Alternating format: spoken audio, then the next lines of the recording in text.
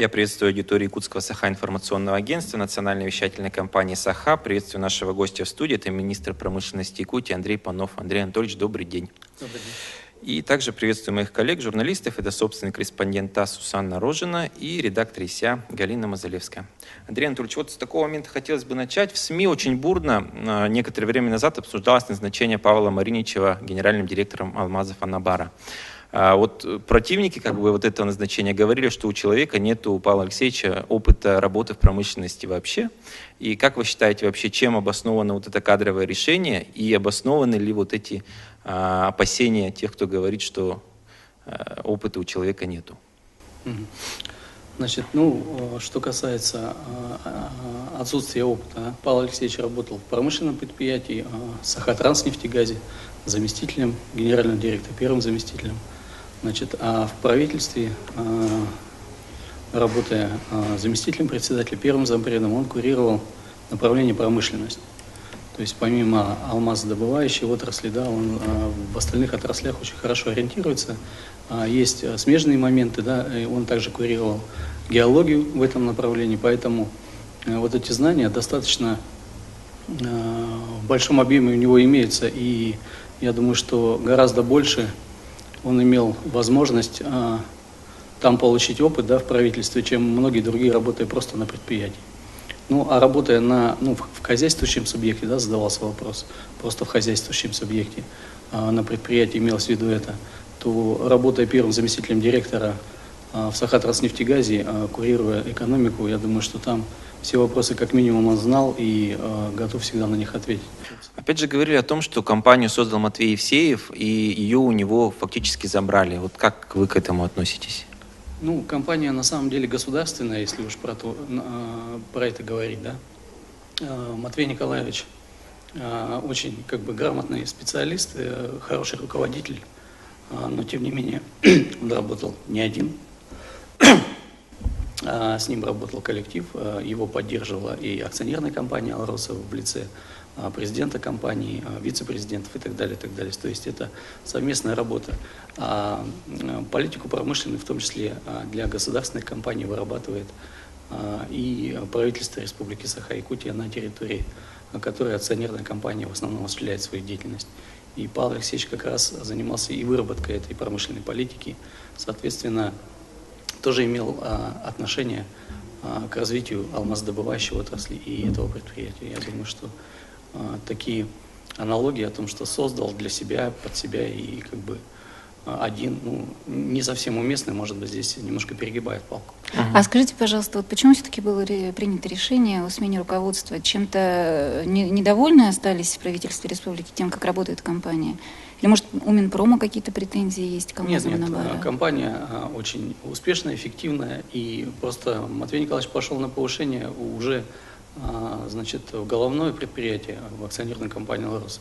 Мы всегда говорили о том, что очень мало местных кадров в акционерной компании, что больше, чего там греха таить, москвичей там и так далее, надо, наоборот, в правление добавлять таких людей, в руководство, в высший менеджмент. И Матвей Николаевич очень нужный представитель компании, нужный представитель республики, который там будет отстаивать интересы именно республики, потому что он себя и на предыдущем месте работы показал, что он занимался не только, допустим, акционерной своей компанией, да, но и помимо этого помогал развитию дополнительного бизнеса там, в том числе и в сельском хозяйстве, или лесопромышленном комплексе. И я думаю, что этот опыт он перенесет выше и также будет его направлять на развитие в тех направлениях, где он будет работать. Продолжая тему АБК, хотел бы задать вопрос по включению в торт Кангаласы резидентов из алмазо-бриллиантового комплекса, в частности гранильных и ювелирных предприятий Якутии. Скажите, пожалуйста, какая работа в этом направлении ведется и что сейчас достигнуто на данном этапе? Значит, мы со своей стороны смотрели несколько механизмов. На самом деле вопрос развития алмазно-гранильной отрасли очень такой щепетильный, да, для республики. Мы все-таки хотим, чтобы республика, в которой добывается почти 30% алмазов российских, имела свою гранильную отрасль, и чтобы здесь основная добавленная стоимость здесь оставалась, и чтобы здесь мало того, что гранили, да, эти камни, но они превращались, вставлялись в ювелирные изделия, превращались вот в такую красоту, которая была бы востребована во всем мире. Поэтому в этом направлении мы ведем не первый год работу, но здесь есть несколько моментов, да, которые связаны в основном с федеральным законодательством. Это, в частности, вопрос уплаты НДС. При приобретении сырья нашими компаниями здесь, у Алроса, они оплачивают НДС 18%. При этом зарубежные компании, которые приобретают сырье и вывозят за рубеж, они этот НДС не платят. Соответственно, наши компании находятся в невыгодных условиях. Помимо этого, есть там ряд федеральных моментов, которые необходимо менять. В частности, допустим, процесс таможенных процедур, режим реэкспорта, вывоза, ввоза. Когда наши компании вывозят, допустим, свои камни на продажу, не могут их продать на выставках, завозят обратно, они вдвойне уплачивают эти деньги, таможенные пошлины и так далее, и так далее. То есть здесь очень много вопросов, касающихся изменения именно федерального законодательства. И для того, чтобы их решить, мы обращаемся в федеральные органы власти совместно с депутатами ЛТУМЭН.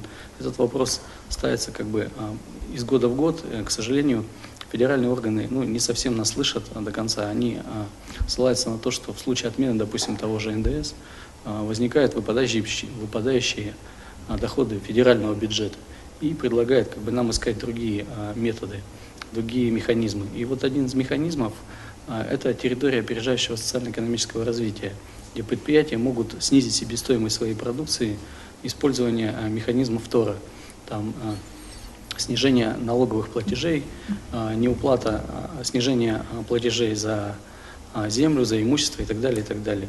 Это в конечном итоге все равно сказывается на себестоимости продукции. А скажите, пожалуйста, вот в результате бриллианты подешевеют, готовые продукции? Вы знаете, огранка бриллиантов, да, достаточно такой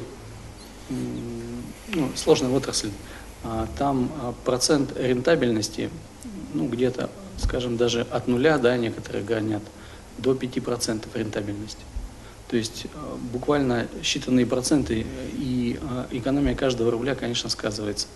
При этом, учитывая ситуацию, которая сейчас у нас сложилась на рынке, скажем, упал в России, если говорить о России, спрос на ювелирные изделия упал почти на 40%. А что такое ювелирные изделия? Это конечный продукт, куда вставляются наши бриллианты. Соответственно, упал спрос на огранку, на готовые бриллианты. Соответственно, упал спрос на алмазы, которые добывает акционерная компания «Алрос». И большинство сейчас производителей, да, направлены на то, чтобы все-таки конечную продукцию пока реализовывать, поскольку берут здесь в России, остальное реализовывать на экспорт. Если мы берем, допустим, позапрошлый год, прошлый год, то отношение, допустим, по ограненным камням у нас прошло так, где-то 20% было реализовано в Республике Саха-Якутия, 20% в России и 60% было вывезено за рубеж. То сейчас немножко поменялась структура, порядка 72% вывезено за рубеж уже ограненных камней, потому что там более-менее еще есть рынок. Конечно, мы все хотим, чтобы снизилась стоимость, да? Но тем не менее есть такие моменты, что это зависит в основном от стоимости, конечно, конечного сырья акционерной компании «Алрос» алмазов, потому что в бриллианте 95% это стоимость сырья.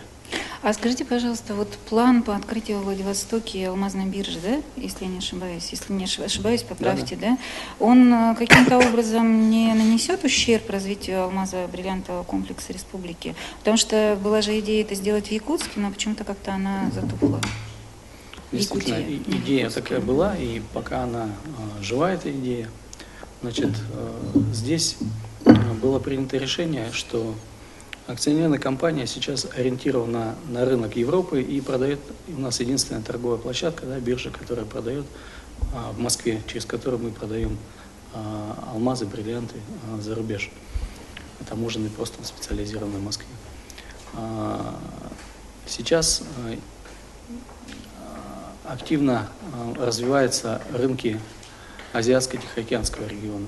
И чтобы наши покупатели не возили через Москву себе алмазы, бриллианты, было предложение все-таки сделать к ним поближе этот рынок и сделать торговую площадку. Пока речь идет о торговой площадке, но, возможно, там будет в дальнейшем биржа. Ближе к Владивостоку. Владивосток все-таки там достаточно крупный город и достаточно много туристов и так далее, и так далее. То есть и близость к странам АТР, и в том числе и к Америке, если к Соединенным Штатам Америки, если говорить. Соответственно, на это была сделана ставка, и сейчас этот вопрос активно прорабатывается. Но, тем не менее, когда этот вопрос возник, конечно, мы сразу поставили условие, что якутское предприятие по торговле алмазами, то, через которое покупают наши алмазы, наши местные предприятия гранят, чтобы оно осталось здесь и продолжало также работать. Самое главное сейчас для наших предприятий – это доступ нормальный к сырью. То, что они потом в дальнейшем смогут спокойно поехать на ту же биржу, если она там будет организована в Владивостоке, и продать там свои бриллианты. То есть на гранильном бизнесе, я думаю, это не особо скажется. Андрей Анатольевич, вот снижение в начале 2016 года производства ювелирки у нас, получается, на 46% произошло с аналогичным периодом прошлого года, 2015. Вот на ваш взгляд, это временное снижение или это какое-то отражение кризиса системного в сфере? Нет, это, я думаю, временное снижение. До этого, если говорить, за последние 5 лет, до 2014 года у нас был стабильный рост производства. Постепенный, небольшой, но тем не менее рост. Мы постепенно наращивали объемы. У нас был кризисный 2015 год, конец 2014 и 2015 год. Поэтому, конечно, здесь произошел провал. Здесь надо смотреть с самого конца. Да? Основная проблема – это сбыт продукции. Если у населения действительно есть кризис, есть проблемы с деньгами, да, с наличностью, то в первую очередь, конечно, люди пойдут купить продукты питания, чем купят себе алмазы или бриллианты. Соответственно, упал спрос на продукцию. Но постепенно, я думаю, когда кризисная волна вот эта пройдет, все равно все это постепенно восстановится. Это достаточно такие явления с периодичностью происходят. В 2008-2009 году были такие кризисные явления. Сейчас вот у нас 15-16 год. То есть это экономика. Вот в связи с этим у меня, смотрите, вопрос, да? Все-таки говорят, что Россия сидит на нефтяной игле. Если аналогию проводить, то Якутия, по большому счету, она сидит на алмазной игле. Вот что-то изменилось, какая-то ситуация в экономике изменилась, мы начинаем уже беспокоиться. Вот там сырье упало в цене. Вот вы упомянули, что задача республиканского Минпрома в том числе входит и выработка промышленной политики, да, республики. Вот в связи с этим у меня такой вопрос. Не кажется ли вам, что уже пора немножко как-то слезать с этой алмазной иглы и как-то переориентировать по возможности политику республики, чтобы были другие какие-то альтернативные, может быть, варианты? Вы совершенно правы. На самом деле, если посмотреть бюджет, то мы давным-давно слезли уже с этой иглы. Потому что у нас появились, допустим, нефтегазовая отрасль в республике. Это, по сути... Нет, на самом деле бюджет республики почти там на 80% в свое время формировался из налогов от Алроса. Сейчас это меньше половины цифры. И постепенно это снижается. Растут налоговые поступления от нефтегазового сектора. Очень активно растут. Опять кризис, опять изменится цена на нефть, цена на газ, и опять будет та же самая ситуация. Помимо этого активно развиваются угольные сейчас проекты у нас. В ближайшее время, вот сейчас активно идет строительство Инаглинского ГОКа в Южной Якутии. Ильгинский ГОК сейчас набирает обороты постепенно, а там существенные объемы. Если раньше, допустим, в хорошие времена Якутуголь там добывал до 15 миллионов тонн, то Ильгинский проект 29,7 миллионов тонн планирует добывать ежегодно. Когда он выйдет на проектную мощность, это почти 2 раза больше той добычи. А для добычи вот как раз на Нерюнгринском, угольном разрезе был построен город Нерюнги. То есть вы можете себе представить, там достаточно серьезные объемы. Помимо этого, компания Колмар активно добывает уголь, уже сейчас добывает и строит, расширяет свои рудники. 2 подземных будет построено, 2 подземных шахты будет построено для добычи каменного угля, который пользуется спросом, ну, в массовом порядке пользуется спросом за границей и на территории Российской Федерации. Очень качественный каменный уголь. Помимо этого, значит, у нас активно развиваются золоторудные проекты. Если возьмем, допустим, Алдан, да, компания Алдан Золото. Сейчас они переоборудовали фабрику, поставили новое оборудование, постепенно наращивают объемы добычи. Помимо этого они открывают новый участок, я думаю, в этом году эта работа будет закончена, открывают новый участок, новое направление, участок кучного выщелачивания. Там дополнительно будет объемы золота. Помимо этого у нас в Кобяйском, в Тампонском районе сейчас активно разрабатываются проекты по добыче серебра, полиметаллов. Я думаю, что в ближайшие 2-3 года эти проекты тоже выйдут на свою мощность и будет существенный эффект для экономики республики. Андрей Анатольевич, вот можно я уточню? Вот все-таки я несколько ваших интервью читал, и вы очень скептически относитесь к созданию перерабатывающего комплекса в республике. Вот, то есть мы перерабатывающий комплекс никогда не создадим здесь? Смотря о чем мы говорим по переработке. Если мы говорим о тяжелом машиностроении, то здесь, конечно, нам будет очень сложно конкурировать, скажем, с регионами, где хорошо развита инфраструктура и где, ну, не 9 месяцев в году надо топить помещение, да, при таких ценах на энергоносители. Если мы говорим о переработке, допустим, угля, то она уже делается, да, на обогатительных фабриках. Уголь обогащается, а не просто уголь отправляется на продажу, добавляется добавочная стоимость. Я активно выступал в направлении переработки нефти и газа на территории Республики Саха-Якутия, и эта позиция моя принципиальная, я ее буду как бы отстаивать до последнего. Я считаю, что все-таки нашу нефть и наш газ необходимо перерабатывать здесь в более высокие продукты переработки и создавать добавочную стоимость. Помимо этого мы мало того, что загрузим наши газопроводы, да, дополнительные появятся мощности для транспортировки, для этой мощности, для переработки газа, да, по нашим газопроводам. Мы помимо этого получим дополнительный продукт, который загрузит наши железные дороги, наш водный транспорт и так далее, и так далее. То есть это очень важное и нужное направление, я считаю, что его нужно развивать. Поэтому то, что вы говорите про скептицизм, не знаю. Вот смотрите, вот у нас прошлое лето, оно запомнилось, наверное, всем вот этими митингами, выступлениями против газохимического производства, которые хотели создать в Меган-Кангаласском районе. На сегодня проект полностью свернут, так можно говорить об этом или нет? Ну, говорить о том, что что-то полностью свернуто, я думаю, не стоит. Потому что каждая идея, да, имеет право на жизнь. Возможно, поменяются какие-то условия. Но, тем не менее, когда люди протестовали, да, они приводили в пример там какие-то заводы, которые там когда-то строились 20, 30, 40 лет назад, да, и где-то там были какие-то проблемы, выбросы и так далее. Сейчас, на самом деле, все очень сильно изменилось, а технологии шагнули далеко вперед. Мы вот в рамках строительства завода, допустим, посетили в Томский завод, посмотрели газоперерабатывающий, ездили вместе с депутатами ЛТУМЭН, с представителями компании и так далее, посмотрели, ну, очень экологически чистое производство, локомотив развития экономики региона, налоговые поступления просто колоссальные. То есть и когда были специалисты, те же депутаты, те же представители общественности, они говорили, да, как хорошо, как замечательно. Но вот когда приехали сюда, я не знаю, может быть, на основании каких-то эмоций они принимали решения. Они сказали, ну, это, конечно, хорошо, но пусть лучше там это останется. Ну, может, политические очки просто?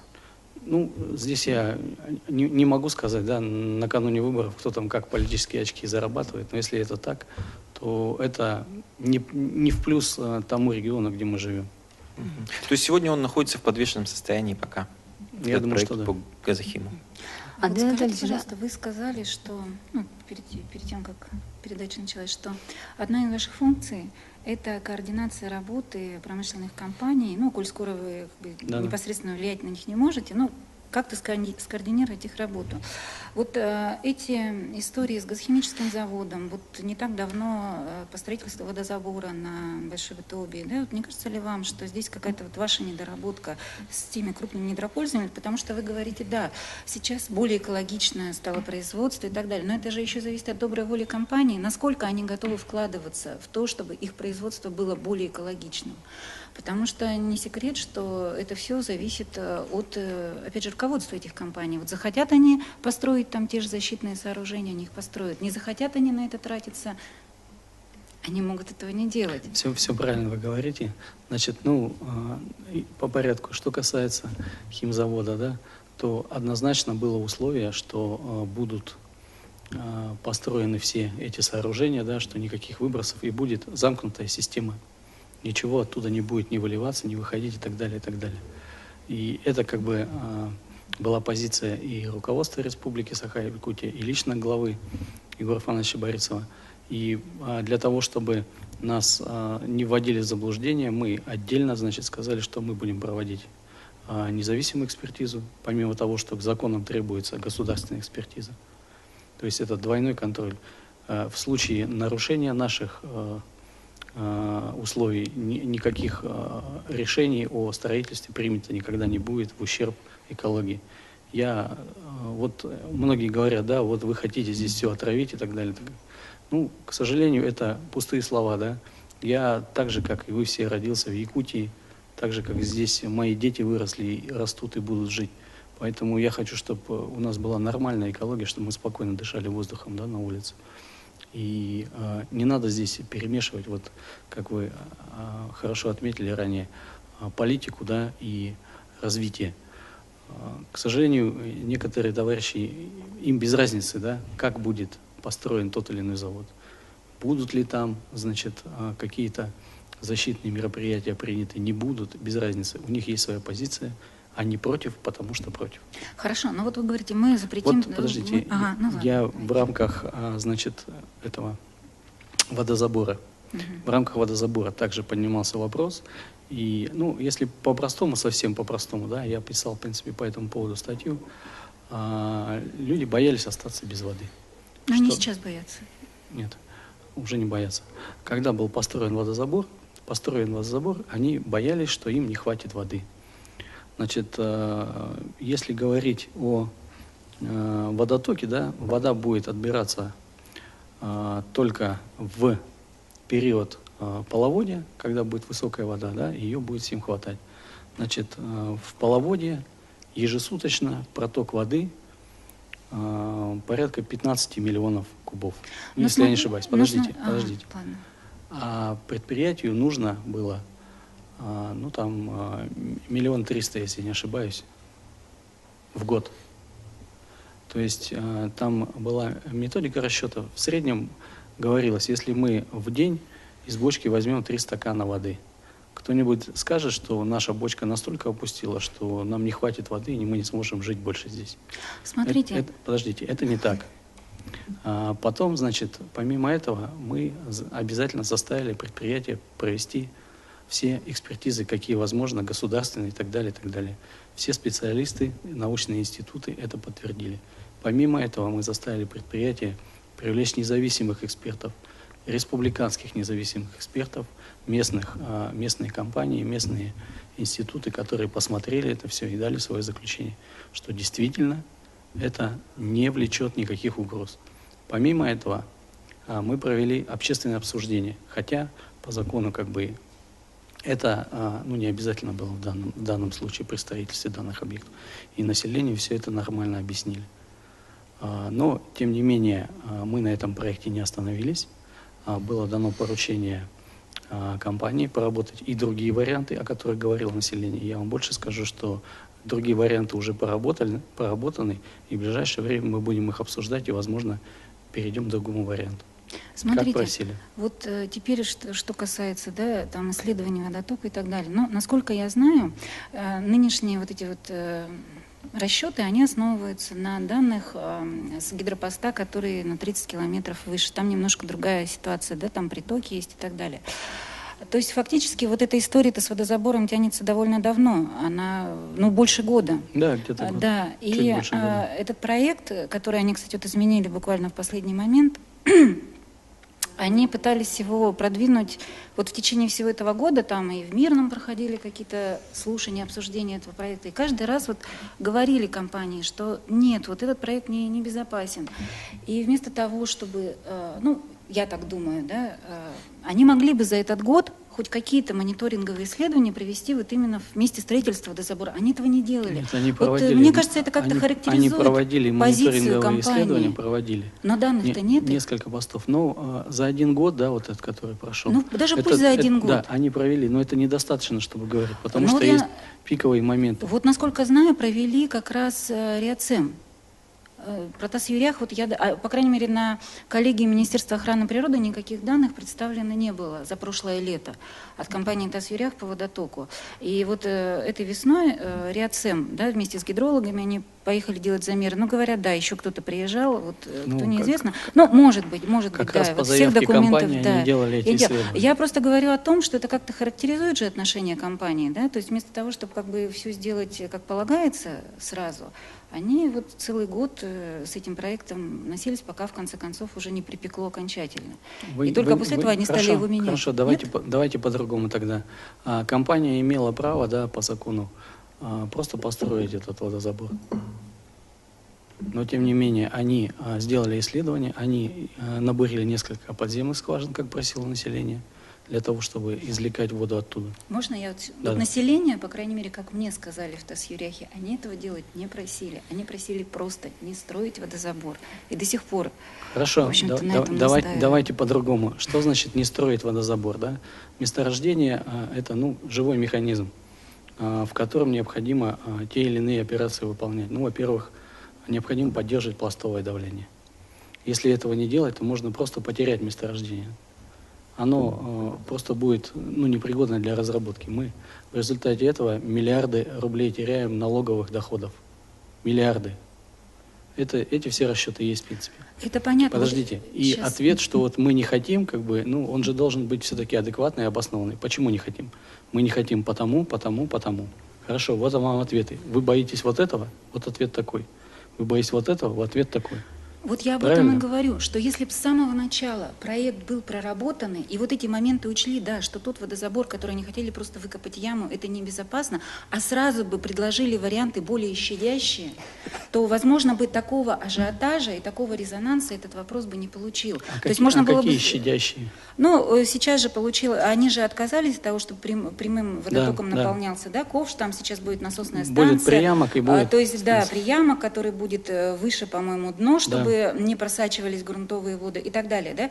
То есть, если бы сразу они пошли по этому пути, понятно, что это дороже, да, но если бы они сразу пошли по этому пути, провели все изыскания, да, и так далее, может быть, проинформировали местных жителей, это бы не вылилось вот в такое противостояние. Я об этом говорю. Возможно. Это как раз вот позиция, сейчас я тоже Да-да. договорю, да, это как раз позиция недропользователя. Сделать более дорогой, но более экологически щадящий проект или предпочесть более дешевый и более легкий в исполнении проект, но который может быть велик риск для экологии. Понимаете? И вот в данном случае, допустим, ТАСС-Юрях нефтегазодобыча, они, я считаю так, да, это мое личное мнение, они сделали выбор в пользу более экологически щадящего проекта под давлением. Но тем То не есть менее... это не их добрая воля была. Тем не менее, правительство отрабатывало с ними в этом направлении. Да, и Я вам очень скажу, долго.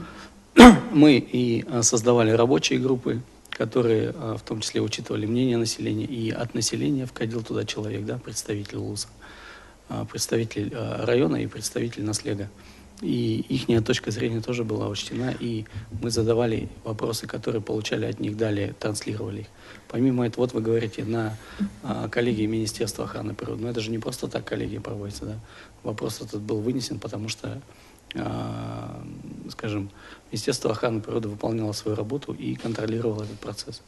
Ну вот смотрите, я сейчас... Какое бы там было давление, не давление, тем не менее мы пришли к конечному результату, который, в принципе, всех устроил.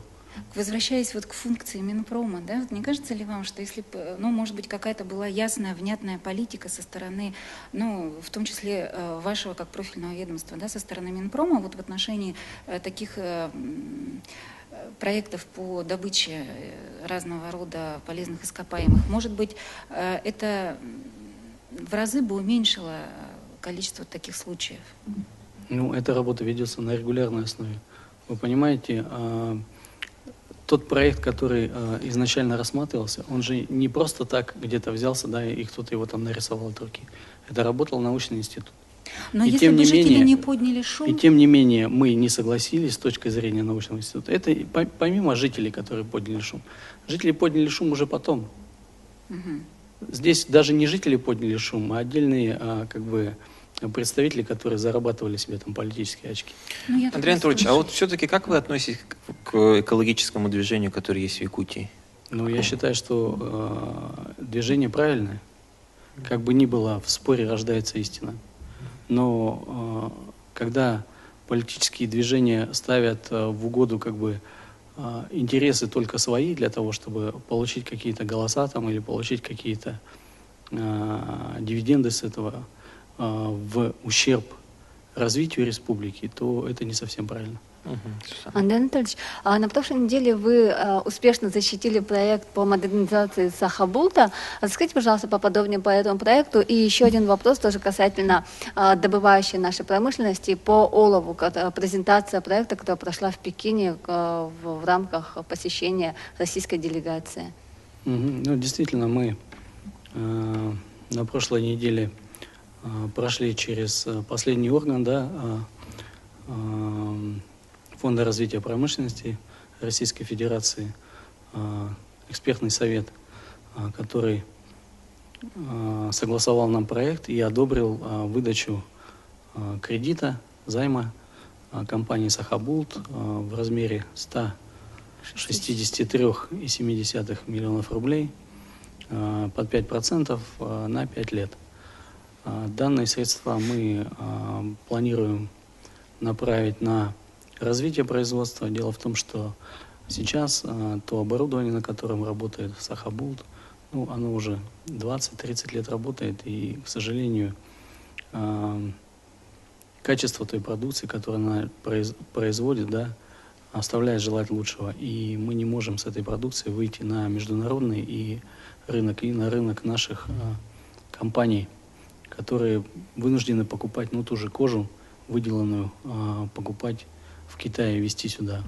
Сахабулт у них в магазинах, я был буквально вчера на этом объекте, мы ездили с первым заместителем председателя правительства Колодезниковым Алексеем Засимовичем. Он как раз ознакомился с производством, и вот мы зашли в магазин, и там лежит кожа нескольких, по качеству там нескольких направлений. Я говорю, а это что? Уже видите, хорошая кожа. Мне говорят, это мы с Китая везем продавать, хотя предприятие. А почему? Потому что у нас действительно устаревшие технологии. И для того, чтобы продавать свое, изготавливать свое, рынок сырья нам позволяет, у нас достаточно много забивается скота.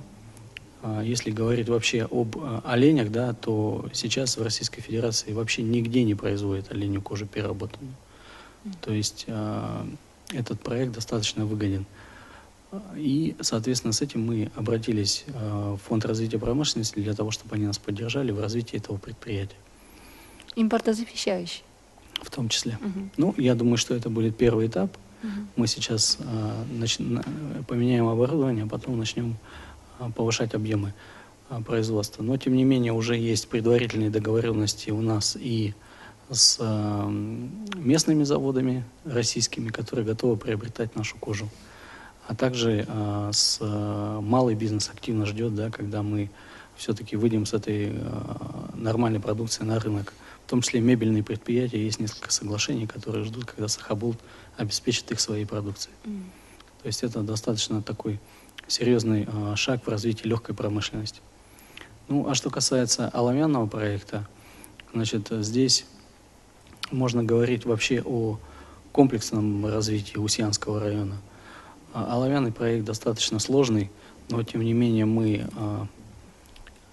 понимаем, что ранее, когда-то в этом районе оловянная промышленность процветала, когда это был Советский Союз, когда было централизованное снабжение, централизованный сбыт и так далее, и так далее. То есть там особо денег не считали была плановая экономика. Сейчас, когда все перешло на экономические рельсы, достаточно сложный этот проект, но тем не менее мы считаем, что подготовленные кадры там есть вся база, есть хорошие запасы, которые позволят нам развить эту промышленность заново, можно сказать, поднять ее заново. В этом направлении мы также отрабатывали с Фондом развития промышленности. Ну, к сожалению, они не поддерживают добывающие предприятия, но в части переработки они готовы нам оказать содействие, поэтому работу мы эту не прекращаем. Основная цель здесь все-таки начать это производство, но для этого необходимо нам инвестиционные средства. К сожалению, у Янолова, который имеет лицензию, нет свободных средств для того, чтобы вложиться, купить оборудование, купить технику и начать эту работу. Там нужно порядка 1,3 миллиона для начального, для стартового капитала. Соответственно, мы ищем инвестора, в том числе китайская сторона выразила заинтересованность поучаствовать в этом проекте. Если говорить вообще про олово, да, то когда-то в свое время цена доходила до 25 тысяч долларов за тонну по олову. Сегодня 17 с копейками. Буквально в середине 2015 года 13 была цена, то есть такой волатильный процесс, цена меняется. Но учитывая, что когда было по 25, все-таки и доллар стоил у нас не под 80 рублей. Соответственно, так как мы добываем здесь на территории России, все затраты у нас в рублях, то в долларах достаточно экономично получается проект. Но каждый инвестор считает каждую копейку, поэтому здесь есть над чем подзадуматься и вести переговоры в том или ином отношении в реализации этого проекта. Андрей Анатольевич, завершая наш разговор, очень быстро прошло время. 4 коротких вопроса от меня и 4 коротких ответа от вас. Какое человеческое качество вы цените более всего? Честность. Самое отрицательное? Хороший вопрос. Наверное, нечестность, да. Ага. Вот если бы у вас была возможность изменить какое-то ранее принятое решение, совершенный поступок, то что бы вы изменили? На самом деле очень много в моей жизни случилось и хороших, и не совсем приятных для меня моментов, поэтому если их все перечислять, то много чего можно было изменить в жизни, принять то или иное решение. Поэтому так сказать однозначно, что именно вот этот поступок, я сейчас на самом деле не готов. И вспомните самый счастливый момент в своей жизни. Рождение дочери, наверное. Это был Андрей Панов. Спасибо, Андрей Анатольевич, что пришли. Спасибо вам.